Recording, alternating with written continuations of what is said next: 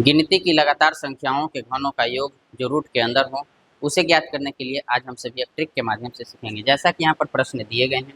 अगर हम इस प्रश्न को हल करें तो यहाँ पर रूट के अंदर है 1 का क्यूब प्लस 2 का क्यूब प्लस 3 का क्यूब। तो 1 का क्यूब यानी 1 का घन करेंगे तो 1 प्राप्त होगा, 2 का घन करेंगे तो 2 दूना 4 और 4 दूना का 8 प्राप्त होगा, 3 का घन करें तो 3 गुना 3 यानी 3 तरीके 9 दिया 27 प्राप्त होगा।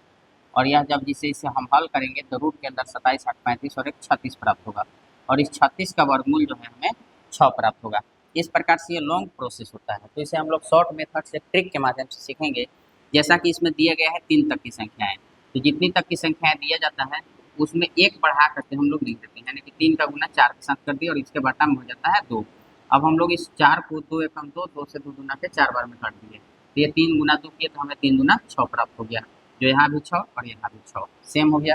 सेम इसी प्रकार का अगला क्वेश्चन जो 1 से लेकर के लगातार 5 तक की संख्याओं के घनों का योग ज्ञात करना है। इसमें देखेंगे कि इसके लास्ट की संख्या कितनी है, तो लास्ट की संख्या है 5, तो इसमें 1 बढ़ा करके यानी 6 और इसमें 2 से हम लोग भाग कर देंगे, तो 2 एकम 2 और 2 के पढ़ा 3 बार में 6 प्राप्त होता है। अब 5 का गुना 3 में करेंगे तो 5 3 जा 15 यानी 5 यही 15 हो जाता है।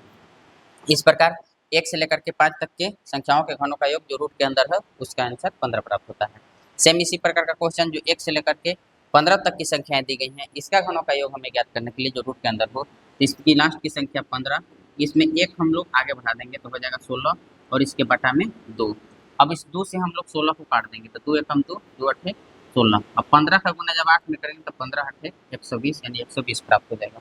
सेम इसी प्रकार का क्वेश्चन जो 1 से लेकर के लगातार 20 तक की संख्याओं के घनों का योग ज्ञात करना है, इसे हम लोग सेम ऊपर के ही ट्रिक के माध्यम से